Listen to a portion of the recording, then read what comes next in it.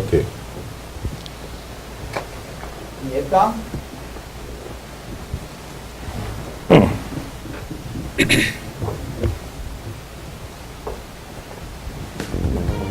Este programa tem o apoio da TV Interação, Associação Vida e Trabalho e da Ordem dos Advogados do Brasil, Seção São Paulo.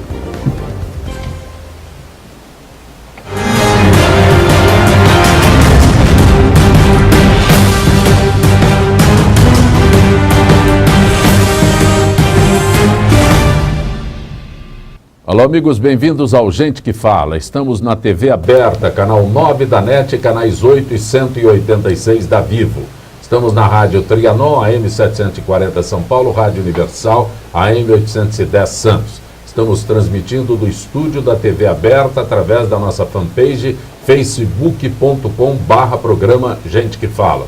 Estamos também na TV Guarulhos, canais 13 e 20 da NET, em Guarulhos, 11h30 da noite. Nosso blog, gentequefala.com.br, nossos telefones 38766146, 50525555. Participando desta edição de Gente que Fala, doutora Célia Siqueira. Prazer tê-la aqui, doutora Prazer Célia. É todo meu. A senhora precisa me ajudar. Como eu anuncio a senhora? Eu acho que essa ajuda eu não posso te dar. São tantos predicados, né? Mas são bons. A senhora tem um currículo maravilhoso, mas eu deveria tê-la anunciado como psicóloga, teóloga, Grafóloga, quiróloga. Poderia ter me anunciado como qualquer um. Escritora. Está faltando ainda na relação. Tá. Quando a senhora se apresenta, Célia Siqueira, eu, por exemplo, falo que sou jornalista, Zancopé, sou jornalista. A senhora como se apresenta? Eu falo que eu sou uma pessoa que gosta de cuidar de gente. Muito bom. Também conosco a pediatra doutora Priscila Zanotti. Prazer, doutora Priscila. E ainda o Peter Murani. Prazer tê-lo aqui. Pronunciei corretamente? Peter Murani. Peter Murani. Júnior. Peter Murani Júnior. Perfeito. O que é o Instituto, a Fundação Peter Murani? A Fundação Peter Murani é uma entidade que visa reconhecer o trabalho em 4 áreas do conhecimento, que é saúde, educação, ciência e tecnologia e alimentação. E com isso nós damos um prêmio anual de reconhecimento para aquelas pessoas que fazem com que o Brasil e o mundo dêem um passo à frente no seu desenvolvimento. Também conosco o advogado Dr. Fernando Bianchi. Prazer, doutor Fernando. Prazer, Zancopé. Mais uma vez, obrigado pelo convite. É sempre um prazer estar aqui no seu programa, falar sobre temas jurídicos relevantes ao seu público. O senhor é especialista em direito médico. Mudou alguma coisa desde que começamos o programa? Realmente é uma legislação muito específica, demanda bastante especialização. E hoje, né, o tema que nós vamos abordar aqui são as ações de erro médico, né? Ações que têm atingido níveis de crescimento exponenciais. Os tribunais falam que anualmente de 250% a 300% é o crescimento de ações, tanto nos tribunais como nos conselhos regionais de medicina. E diante desse alarmante crescimento de processos, vamos hoje falar sobre o tema, né? Eu gostaria de entender um detalhe. Erro médico. Se eu não fico bem de saúde, eu boto a culpa em alguém. Isso é o que o brasileiro faz. Mas qual é esse erro médico que pode fazer com que eu procure o doutor Fernando para que ele me dê a sustentação jurídica? Veja, a assessoria jurídica no âmbito do direito médico, ela vai separada, né? Eu posso estar do lado do paciente e posso estar do lado do médico. Existem cuidados específicos para advogar para o paciente. Eu vou recorrer ao senhor como paciente. Então eu vou lhe dizer, o paciente ele tem que ter alguns cuidados. Porque, como você mesmo disse, é muito comum se desenvolver uma síndrome de achar um culpado, né? O ser humano é assim. Ele tenta achar um culpado em razão da doença e depois por possível insucesso no tratamento. E ele é um leigo. Por vezes ele escuta uma conversa aqui, uma lá, e atribui algum erro, algum defeito na prestação do serviço médico. E é por isso que, respondendo sua pergunta, o que ele deve fazer? Ele deve primeiro obter o seu prontuário médico. Obtendo esse prontuário médico, levar esse prontuário médico a um médico de sua confiança, para ter uma opinião técnica isenta. E só aí, uma vez levantado um possível erro, uma possível má prestação de serviço, sim, então submeter ao CRM no âmbito ético, a Justiça Civil no âmbito indenizatório, a Justiça Criminal no âmbito de responsabilização. O senhor disse que eu devo levar o prontuário a um médico de minha confiança, mas eu já fui num médico de minha confiança. Pois é, mas eu estou questionando a conduta dele. E eu sou um leigo.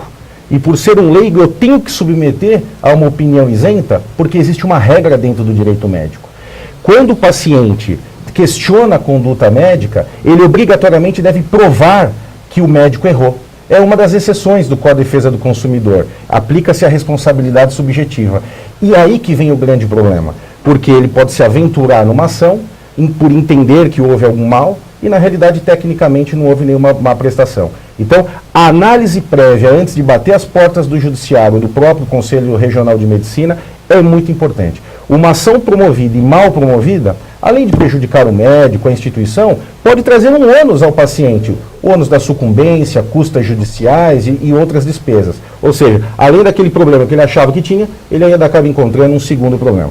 É importante dizer que ele tem 5 anos para poder questionar, é o prazo prescricional de 5 anos, e que, portanto, ele tomando esse cuidado, ele consegue andar bem. Em 5 anos eu sarei. Às vezes não. Doutora Célia, como é que eu faço para viver bem sem recorrer antes ao doutor Dando? Olha, tem que recorrer antes da doutora Célia, então. Sim, sim. O que você faz para viver bem? Atitude, pensamento, coerência com o seu pensamento. Não é ter atitude positiva ou pensar positivo. É a soma disso tudo. Né? Como você mesmo citou, as pessoas encontram, né, desculpas. Né? Se eu tenho uma doença, sim, a culpa é do médico. Lógico. Né? Automaticamente, se eu rompi um relacionamento, a culpa é do outro. Obviamente. Então, no nosso trabalho... Eu comecei dizendo que a culpa é sempre do outro. Sempre do outro. No meu trabalho, é justamente mostrar que o primeiro indivíduo é o culpado, né? Você deixa de respeitar você mesmo, você deixa de melhorar a sua aparência, de cuidar de você, você deixa de ser feliz com você. Como é que você pode amar o próximo? Não é possível, né? Então, a gente tem que buscar a responsabilidade social de amar a si mesmo. Eu costumo ter essa frase. Ter responsabilidade social de se amar. Aí sim a gente vai poder amar o outro. Aproveitando que a senhora está aqui, tem jeito de eu aprender a me amar, né? Já na idade que eu cheguei? E a sua idade o impede de te amar? Nunca! A idade perfeita para se amar é quando eu descubro, é a hora de me amar. Essa é a idade perfeita. Então eu diria que você está na idade perfeita de se amar. Qual é o momento? Então, eu tenho um advogado, né? Tenho aqui alguém que trabalha pela saúde, que promove ações pela saúde.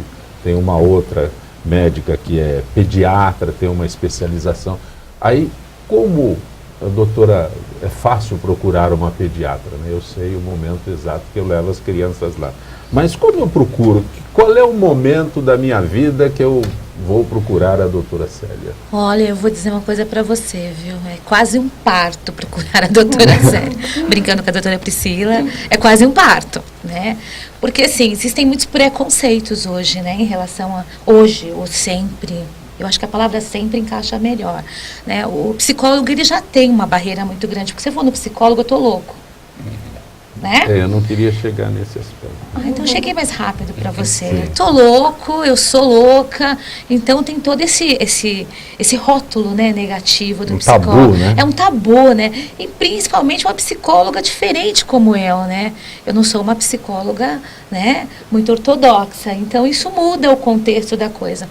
Mas eu vou dizer uma coisa muito legal. Eu acho que quando a pessoa sai do tabu, sai do preconceito dela, ela vem até um profissional como eu, ela está dizendo assim, socorro, me ajude. Eu já não tenho mais ninguém, eu não tenho um amigo para falar, eu não tenho ninguém da minha família para falar, eu estou sem amor por mim mesmo, então eu preciso de você, você me ajude. Então eu sou aquela pessoa que não fala aí, escuta muito. Talvez seja o passo mais importante, né? O mais importante. Identificar que tem um problema e buscar ajuda. Esse é o vital. Essa é a gota do remédio vital. Sem esse passo, né, eu não vou poder coexistir e melhorar a vida desse indivíduo. Mas, doutora, a senhora falou que a gente busca ajuda quando não tem um amigo, não tem alguém na família. Exato. Incrível, Mas não é necessário a psicóloga para quem tem amigos e família? Olha, quanto mais você socializar, quanto mais amigos você tiver, e quanto mais família em torno de você positiva você tiver, menos eu serei importante para você. É verdade. Eu sou importante, na realidade, no momento da solidão, no momento do não tenho ninguém, do que eu vou buscar em você algo, né? Costumo dizer que eu sou a ponta do precipício. Para não pular, a gente está ali. Então a solução é sempre ter família e amigos. Essa seria uma ótima solução. Pena que não é tão viável O hoje. problema é que, às vezes, mesmo tendo família e amigos, a solidão pode ser uma coisa muito Sim, sua, né? é pessoal. Você pode estar ali rodeado por um estádio de futebol, né? Mas- Existem pacientes que E já você nascem. se ama, mas não Ne- necessariamente você está ali no momento. Isso, né? com- Às E aí, vezes não confirmando te com a doutora, compreendem, né? confirmando que a doutora vai poder me ajudar melhor, existem pacientes que nascem com depressão, né? Tem a depressão no parto, pós-parto e a própria depressão até da criança. Sim, a gente vê bastante mesmo. As crianças, muitas crianças precisam de uma ajuda. Não quer dizer que aquele tabu mesmo de falar, precisa de uma psicóloga. Não, é uma ajuda de enfrentar, por exemplo, a adolescência, que é complicada. Que é terrível. É, Doutora precisa Célia, mesmo. deixa eu aproveitar mais um, e posso usá-la, já que a senhora está na mesa aí como exemplo, né? Mas a doutora Priscila é pediatra, então é fácil procurar uma orientação, alguma solução com a doutora Priscila. Mas eu nunca vi ninguém falar, eu estou fazendo um tratamento de quirologia. Nunca? Sério? Vou te apresentar o primeiro tratamento de quirologia. Quirologia, na realidade, é o estudo das mãos. Né? E a doutora, lá com 3 meses de idade fetal, o bebê já tem as linhas, as palmas completas. Olha que interessante. Né? No caso do quirólogo como eu analiso, estudo esse mapa.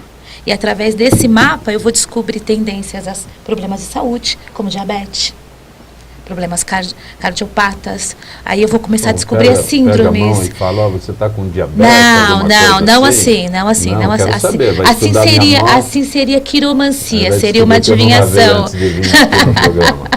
Não, o quirólogo ele é técnico, ele estuda, né? Ele vai estudar e vai entender, vai mapear e vai fazer uma matemática. Então a gente faz conta para entender exatamente a idade, o momento, como que acontece, mas o nosso foco é as síndromes. Então encontrar a depressão, encontrar a síndrome do pânico, por que a síndrome do pânico, encontrar de verdade as síndromes e vencer esses medos. Então o tratamento da quirologia é muito útil. Extremamente útil, porque ele verbaliza o que você não consegue falar. Perfeito. Doutora Priscila, que história é essa de ter dor quando cresce? Bom, na verdade, esse termo dor de crescimento é um pouco complicado, porque na verdade ele é antigo e não é o termo correto. Né? Porque Mas é mais fácil eu dizer, olha, explica a dor do crescimento. Porque na verdade é por conta da idade, é porque ela afeta dos 5 aos 10 anos de idade, essa é a média.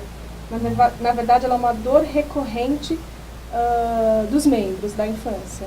Então, não se sabe exatamente a causa. Muitas pesquisas dizem que a causa pode ser psicológica, acomete mais meninas. Normalmente, no final do dia, a criança começa a reclamar de uma dor na coxa, uma dor nas panturrilhas. É uma dor que às vezes é diária, mas não é uma dor contínua, ela não fica o tempo todo, então ela só costuma aparecer no final do dia. E a gente não consegue achar a causa. Mas tem essa hipótese de uma causa psicológica e também familiar. E principalmente acometendo meninas, a gente pode também já ter uma ideia que o fator psicológico afeta bastante. E não chega a atrapalhar a vida da criança. Ela reclama bastante, em alguns casos até precisa de medicação, mas não chega a atrapalhar a vida da criança. Mas para o diagnóstico precisa descartar alguma patologia física. Você descartando, então a criança chega, a mãe fala, ele está reclamando sempre de uma dor na panturrilha, dos 2 lados. Eu não vou simplesmente falar assim, é dor de crescimento e acabou. Né? Eu vou investigar, dependendo, vou ver as características da dor, se essa característica é uma coisa mais preocupante, se não é. Vou fazer os exames de sangue, às vezes um raio-x, para eu poder descartar outras causas. Descartando outras causas, aí eu consigo definir com dor Ela de falou crescimento. dos 5 aos 10 anos. Mais ou menos essa faixa. Pode ser um pouco mais, um pouco menos. Vamos ficar, se a Maria Fernanda aos 5 anos chegasse lá, pai, mãe, eu tô com uma dor na perna, eu imediatamente falar, mas ela não para, sobe escada, desce escada, vai para cá, vai para lá, Mas é pula. uma das causas mesmo. A criança, ela fica o dia inteiro brincando, ela não sabe o limite dela, né? Então chega no final do dia, começa com as dores. Só que a preocupação da mãe começa a pensar em coisas mais graves. Por isso que ela leva no médico. Porque ela começa, será que é alguma coisa? Ela não consegue relacionar que essa dor pode ser do dia a dia da criança, realmente do exercício que ela fez. Então, mas essas atividades não provocam essas dores que a senhora coloca como dor do crescimento? Eu vou continuar usando dor do crescimento. É uma das causas. Tem um não termo deixa de técnico, ser. dor do crescimento? É dor recorrente dos membros. Dor do crescimento é mais fácil. Não é? E já ficou enraizado esse termo, a gente não consegue mudar muito, a gente continua falando dor de crescimento. E a mãe acaba entendendo mais fácil também, porque ela associa mesmo que a criança está crescendo, que está crescendo os ossos, está crescendo os músculos, então vai acabar doendo. É como se fosse, ela imagina que está estirando o músculo. A senhora fala em 5 anos de idade, aí eu vou aproveitar o Dr. Peter aqui, então não tem nada a ver com o estirão puberal? Não, porque o estirão é depois. Sim. O estirão puberal mesmo, que cresce bastante, é depois dos 10 anos, entre 10 e 15 anos. Que é quando vem a puberdade, que é o estirão puberal. Por isso que a gente não consegue ter essa certeza que a dor é do crescimento. Mas o termo é mais fácil. Ela só comete os membros? Corpo, tronco, cabeça, pescoço? Um pouco pode os membros superiores, mas é mais comum o membro inferior. Quando começa a cometer, quando muda um pouquinho as características que a gente já está acostumado, aí a gente fica mais preocupado com uma pontinha atrás da orelha e investigar melhor. Então, por exemplo, a dor é mais em membro superior, não, vamos ver. Né, porque o mais comum mesmo é membro inferior. A dor é muito localizada, é sempre aqui, nessa coxa direita, toda vez é aqui. Aí também a gente fica mais atento. Quando é uma dor mais em membros inferiores, bilateral, frequente no final do dia, a gente já começa mais a pensar em dor do crescimento mesmo. Eu lhe pergunto porque eu tenho um filho de 9 anos e está sempre cheio de dores, mas normalmente a gente justifica as dores por pancadas e entorces, porque não para quieto. Se você consegue achar a causa do dia a dia, não precisa se preocupar mesmo, é assim mesmo.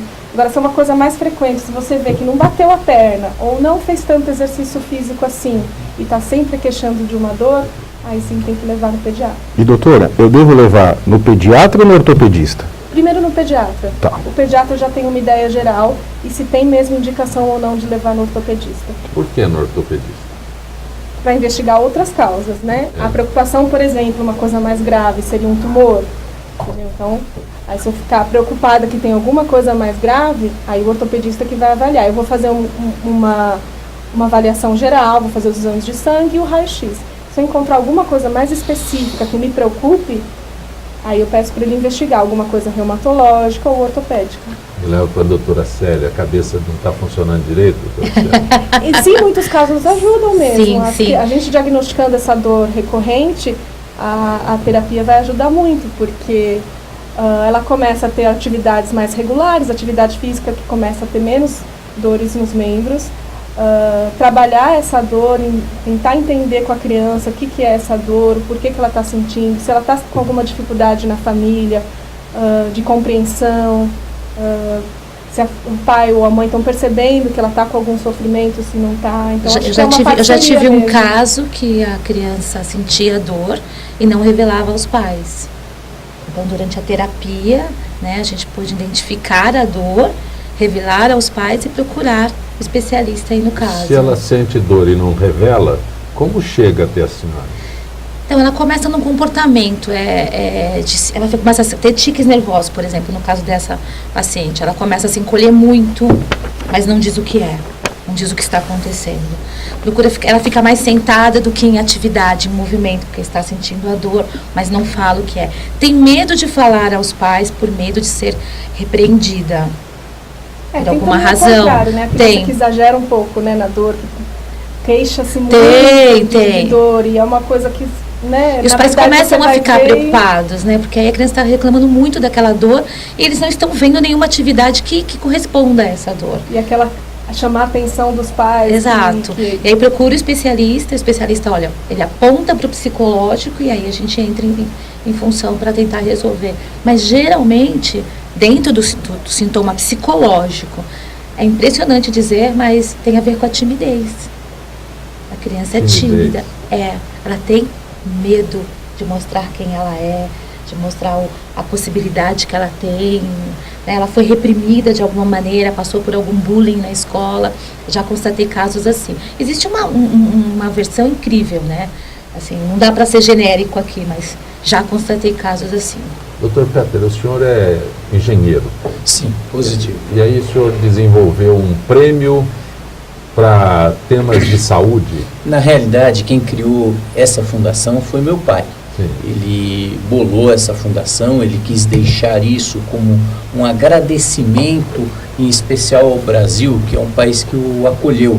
Ele veio da Hungria, fugido da guerra, e o Brasil é um país que sempre lhe acolheu de braços abertos. Ele montou uma empresa aqui, ele cresceu, criou família, e tão grato a esse país tão belo que é o Brasil, ele falou, olha, eu gostaria de criar uma fundação que reconhecesse realmente quem faz algo pelo país.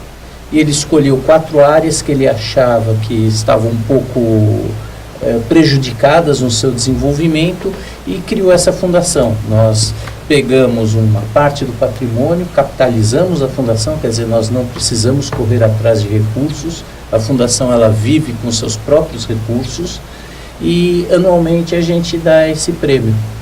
E o prêmio agora é na área da saúde, tem um prazo de inscrição. Isso, olha, isso é muito importante, o que você falou agora, Zancopé, porque agora, dia 30, termina a inscrição. Essa inscrição, ela é gratuita, ninguém precisa pagar nada. O que é importante é o seguinte, você tem que ter um trabalho que já tenha beneficiado as populações, que tenha já dado resultado. E esse trabalho, chegando até nós na Fundação, através de indicação de um colégio indicador, ele poderá ser premiado. O senhor tem edições anteriores do prêmio? Sim, nós já demos mais ou menos 15 prêmios, se não me engano. E tem uma referência que a gente possa agora dizer para aqueles que nos acompanham? Olha, quem ganhou o prêmio? Por exemplo, eu vou pegar o primeiro prêmio. Quem ganhou foi o Sérgio Henrique Ferreira. Ele era um farmacólogo e ele desenvolveu, através do veneno da cobra jararaca, os antihipertensivos, os remédios para o coração. E através do desenvolvimento desse médico, que hoje em dia foi desenvolvido o princípio ativo do captopril, o remédio mais utilizado no mundo para problemas de pressão alta. Hipertensão. Tem um outro? Tenho vários. Eu tenho um tomógrafo que foi utilizado, um tomógrafo digital em UTIs, porque quando as pessoas são entubadas, elas sofrem uma pressão positiva muito forte dentro do pulmão. E isso, às vezes, com muito tempo entubadas, pode danificar os alvéolos pulmonares. E esse tomógrafo ele consegue medir isso em tempo real e colocar a pressão de ar suficiente para que não destrua os alvéolos pulmonares. Então, as pessoas que ficam entubadas por mais de uma semana, 10 dias, têm muito mais chance de voltar à vida normal. Alguma referência, doutora? Não, achei bem interessante, não conhecia, mas achei muito importante mesmo esse trabalho. E esse tomógrafo foi encomendado para a NASA, para os astronautas. Olha, o Brasil faz coisas fantásticas, o problema é que a gente não tem tanto conhecimento sobre isso. A mídia não divulga, ela prefere divulgar as mazelas dos nossos políticos. Não, aí é assunto do dia inteiro, não precisamos nem de advogado. Fala mais desse prêmio, o prazo de inscrição. O prazo de inscrição é agora até o dia 30, que é sábado, e eles têm que ser postados no correio até sábado ou sexta-feira. E daí nós vamos dar ao o ganhador um valor de R$200 mil, o segundo colocado 30 mil reais e o terceiro colocado 20 mil reais. Quem faz a análise desses projetos para serem premiados? Nós temos uma parte técnica no nosso conselho que escolhe uma comissão técnica e científica que vai julgar todos os trabalhos. Nós escolhemos de toda a gama de trabalhos que nós recebemos 3, e esses vão para um júri. Agora, o júri é interessante, porque o júri ele não é composto só de gente técnica. Nós temos quase que um escopo da sociedade. Nós temos advogados, nós temos engenheiros, temos médicos, pesquisadores. Por quê? Porque nós queremos uma opinião da sociedade e não uma área somente técnica. E aí, esse júri, mais ou menos composto de entre 30 e 35 pessoas, escolhem o trabalho vencedor. Cada área tem o seu júri? Cada área a gente combina nós júri. Estamos falando de saúde, né? Mas nós temos também os nossos parceiros que nos apoiam, SBPC e todos os outros, que a gente também convida para o júri. Olha, eu tenho aqui a relação completa. Nosso apoio é da Academia Brasileira de Ciência, Academia Paulista de Ciência, AMPEI, a Combras, o CIE, CNPq, CAPES, FAPESP e SBPC. São os parceiros que nos apoiam nesse prêmio. Dr. Fernando Bianchi, vou voltar, estou preocupado com os problemas médicos.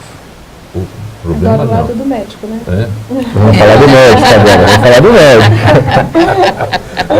A doutora Priscila quer também a defesa do médico, Não é? né? Mas eu sou paciente, eu quero brigar com o médico, né?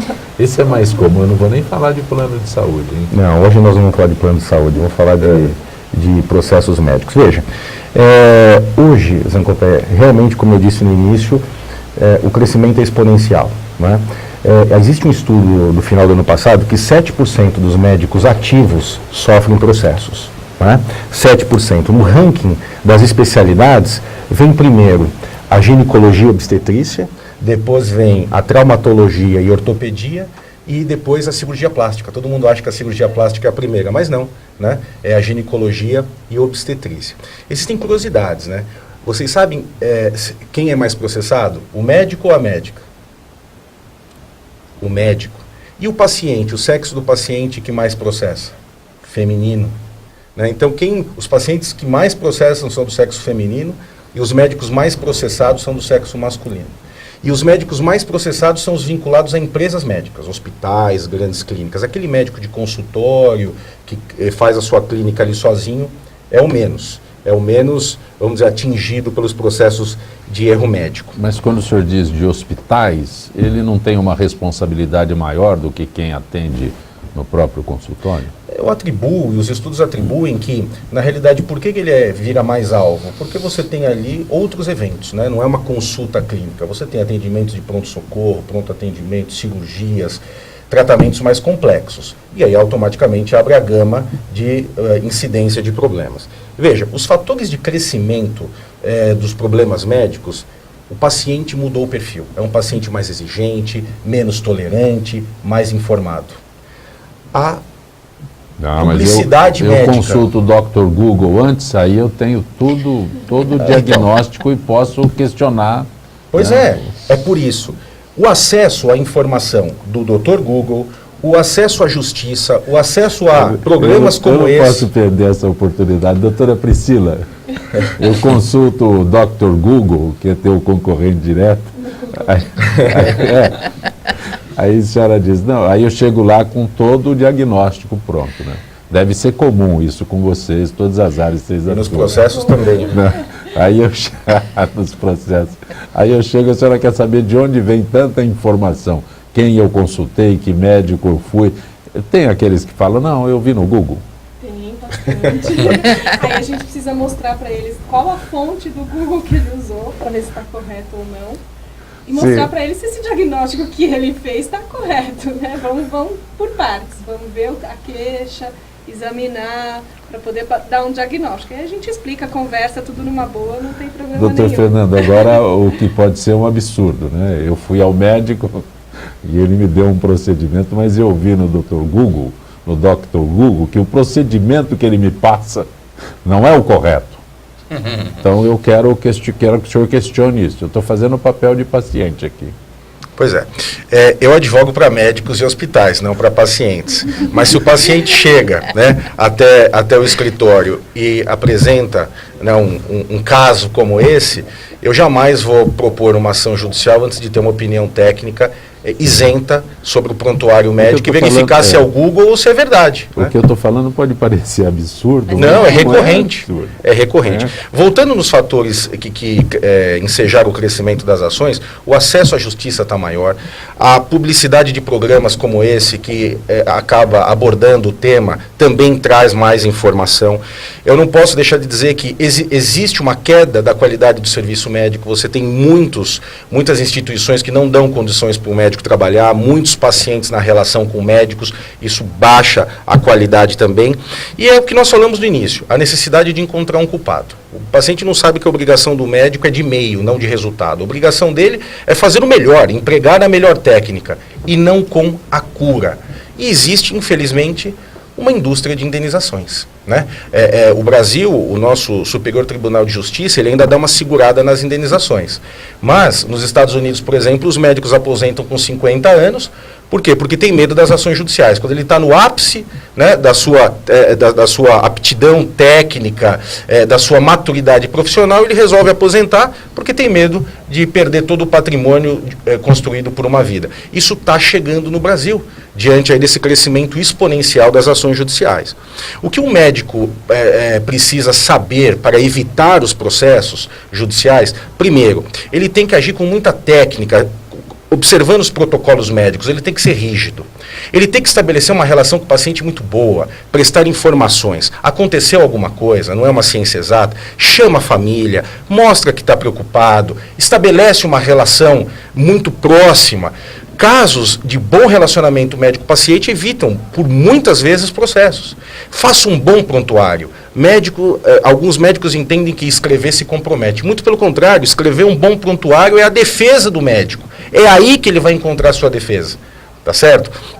Isso é de suma importância. E a educação continuada. Ele precisa exercer uma educação continuada para estar de acordo com as tecnologias, com todas as referências, para continuar dando um bom atendimento. Infelizmente, os médicos não sabem. Recebeu o processo judicial, obtém cópia do prontuário, ele atende milhares de pacientes. Obtém a cópia do prontuário, analisa, levanta a literatura médica, corroborando que a sua postura foi correta, foi perfeita, observa os prazos. Hoje, um médico tem 15 dias para se defender na justiça, 30 no CRM, se for um processo ético. E procure um advogado especializado no direito médico, não um generalista. Isso é muito importante. Se você me perguntasse, e o paciente? O que ele precisa saber? O paciente ele precisa, como eu disse, obter a cópia do prontuário, é direito do paciente obter cópia do prontuário. 2, faça uma análise técnica num médico de confiança, observe os 5 anos prescricionais para propor ação, saiba que pode procurar o âmbito civil, administrativo no CRM e criminal, tá certo? E aí sim, fundamentado de que realmente existe um indício de erro, bata as portas do judiciário. Tem algumas perguntas que já estão chegando aqui. A doutora Priscila Carla da Vila Mariana pergunta se as crianças que brincam mais com as outras têm mais ou menos problemas de saúde? Então, a única questão de brincar com outras crianças é o risco de infecções, né? Por exemplo, em creche, escola, mas chega um momento que não dá mais, que ela começa a ir para a escola mesmo. Enquanto você conseguir retardar isso, seria melhor. Doutor Peter, essa pergunta do Jaime aqui eu não estou entendendo. O Jaime é do Jardim Bom Filhole, mas quanto do PIB o Brasil aplica em pesquisas médicas? O senhor saberia? Eu não tenho ideia. Não tem ideia. O Jaime não é. Porque a pesquisa médica é uma coisa, saúde é outra. Saúde é muito mais amplo do que medicina. É saneamento, é psicologia, é algo muito maior. Eu não tenho ideia. Doutora Célia Cláudia da Moca, que medida o excesso de atividades deixa crianças estressadas? Como se observar isso? Sim, sem dúvida nenhuma. Eu acho que a atenção dos pais hoje em dia é vital, Tá? Então, o pai muito ocupado, a mãe muito ocupada, não observa que o filho está em atividade estressante, ele vai desenvolver um sintoma psicológico, um sintoma até físico, né? As duas coisas vão se unir. Como que eu observo isso? Bem, como pai e mãe, você conhece seu filho bem. Seu filho saiu da rotina, está mais agressivo, está mais irritado, não está dormindo bem, é um sinal aí de sintomas psicológicos, sem dúvida nenhuma. A gente tem que observar. Acho que o mais importante em casa é saber, nós temos que observar.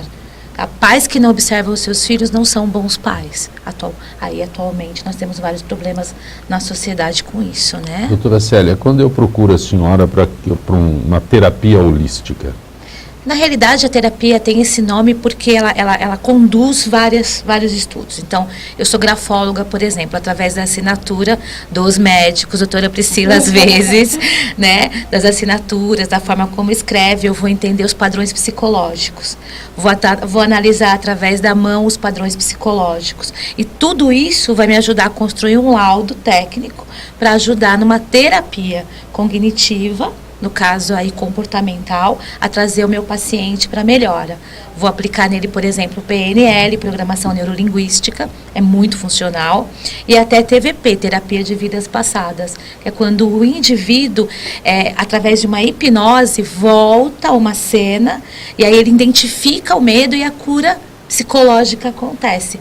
Uma das coisas que eu mais gosto também na terapia é que quando você identifica o seu medo, identifica o seu monstro, tudo fica mais bonito, fica mais ensolarado, as nuvens pretas saem. Então, muitas vezes, ele está embutido nestas cenas, nesta memória passada, que pode ser uma memória do útero, por exemplo, uma memória de infância. A senhora trabalha com hipnose também? Também. A hipnose ela é aplicada dentro do TVP, somente do TVP, da terapia de vida passada. Essas especificações da senhora, elas são aceitas hoje, mais aceitas, menos aceitas? Olha, eu posso te dizer que eu tenho há 29 anos enfrentado tantos preconceitos que eu acho que eles, por isso que eu estou perguntando. Que eles ficaram até tênues hoje em dia, né? Existem tantas outras coisas, mas sim, já sofri ameaça de cassação, né, pelo CRP, por ser uma psicóloga e exercer outras terapias, mas hoje em dia não, viu? A gente conseguiu, graças à informação, ao povo ter mais informação, mostrar para as pessoas que as terapias holísticas, elas são cognitivas e são complementares. Então, elas realmente ajudam. Elas estão aí somente para ajudar. Mas eu vou acrescentar na pergunta. Eu sou brasileiro e quando eu vou ao médico eu gosto de sair com uma receita desse tamanho assim. Né? Quanto mais remédio melhor ainda, cada melhor. Aí eu vou até a senhora, mas a senhora não me dá aquelas receitas todas. Aí eu saio frustrado. Vou no doutor Fernando, ela não me atendeu. Mas aí é simples. Eu sou justamente a pessoa que vou identificar a frustração, né? Vou mostrar que aquele excesso de remédio... Parece absurdo, mas é um quadro comum esse. Mas o doutor Google, como você chama, né? Dr. Google, por favor. Dr. Google, ele chega na gente também, tá? Então, no consultório de psicologia ele também vem, né? Porque assim, ele vai lá e identifica que ele está mais irritado, não está dormindo de noite, ele está com uma dor no peito. Só pode ser síndrome do pânico. Será? Então, assim, eu vou mostrar que não. Você está apavorado aqui já. Já estou entrando em pânico. Como, por exemplo, a diabetes na psicologia, nas terapias holísticas, a diabetes é causada pela tristeza. O que me entristece a ponto de que provoque a diabetes? E eu sempre pensei que era glicose. Pois é, o excesso de consumo de açúcar. Dá para pensar nos dois lados. Pela tristeza, você começa a comer mais, Exato. o açúcar, e aí por isso que... O açúcar é uma diabetes. compensação, É uma né? compensação de uma tristeza desenvolvida por você até na tua infância e que fica aí repetitivamente, né? Se eu não for lá e sair com aquele receita... Não vai sair com a receita. Volumosa, eu vou sair muito frustrado. Mas vai ficar frustrado e feliz por saber que vai curar a sua frustração. O Peter, Adriano do Cambuci está parabenizando a todos e diz que se lembra de visitar profissionalmente uma empresa, Peter Murani, na Avenida Quarto Centenário. Com Pedro Toledo. Era o nosso depósito. Sim. Era a antiga cera parquetina. Isso é uma história interessante, porque... Por que cera parquetina? Porque onde é hoje o Ibirapuera, antigamente era um matadouro, matava-se bois lá. E a Cera Parquetina, ela montou sua fábrica ali porque ela pegava da carcaça dos bois para fazer a cera. E meu pai comprou aquele imóvel há muito tempo atrás e era um depósito que nós tínhamos. Hoje já vendemos isso, foi feito um condomínio fechado de casas de alto padrão e não tem mais, infelizmente, ao nosso amigo, a Cera Parquetina. O nosso depósito lá no Ibirapuera não existe mais. Mas o que tem a ver com a Cera Parquetina? É porque nós fazíamos, meu pai tinha uma fábrica de embalagens e nós fazíamos embalagens para Parquetina, Atlantis do Brasil. E nós tivemos uma fábrica durante 60 anos com meu pai. Porque não é da época dos que estão na mesa aqui, a Cera Parquetina. Ah, a Cera Guete, Parquetina. Guete já começou a chegar mais próximo. Fernando já se entregou, né? Ele não sabe. Fernando, fala o seguinte, você é jovem, mas é culto, leu nos livros de história. Doutora Priscila, Marcos de Pinheiros pergunta sobre eficiência da Salk ou a vacina Sabin? A gente dá preferência agora pela Salk, inclusive agora que está na recomendação das vacinas do posto mesmo. Doutor Fernando, Marina de Santos, ela nos acompanha lá em Santos, através da Rádio Universal. O senhor tem uma estimativa do número de processos contra médicos no país? Não, nós temos percentuais, né? Os percentuais divididos em especialidades que são as mais processadas. Como eu disse, 7% dos médicos ativos já sofreram ou sofrem processos, mas existe uma variação muito grande, né, dos tribunais, são tribunais de justiça estaduais que definem esses valores, então nós não temos um número exato de processos. Peter Murani Júnior, eu gostaria que você esclarecesse mais sobre o prêmio Peter Murani na área da saúde. Na área da saúde, então. Inscrições? As inscrições elas podem ser feitas na fundação, através de um colégio indicador. Mandem seu trabalho via correio. Tem um site, alguma coisa? Temos o site www.fundacãopetermurani.org. Esse Murani tem uma grafia diferente. M-U-R-A-N-Y-I. O Peter Murani, a Fundação Peter Murani, é até dia 30, nós estamos no dia 27. Faltam poucos dias agora. Esse é específico para a área da saúde? Esse é específico para a área da saúde. Nós já demos 3 prêmios de saúde e esse vai ser o 4º prêmio de saúde, porque a gente troca as áreas a cada 4 anos, né? A gente vai trocando anualmente, cada 4 anos elas se repetem. Doutora Célia Siqueira, tem um endereço que eu possa localizá-la rapidamente? Tem sim. Estou localizada aqui na Rua Xavier Gouveia, 361, no Campo Belo. Algum endereço eletrônico? Pode me encontrar no celia.quiróloga@gmail.com ou no Doutora Face Priscila, também. Pois não? No Face é a mesma coisa, celia.quiróloga. Doutora Priscila Zanotti, tem algum endereço que possa localizá-la rapidamente? Tem, o endereço é a Avenida Leôncio de Magalhães, 395, na Zona Norte de São Paulo. Tem a página do Facebook também, que é @dicas de pediatra e mãe, pediatra online.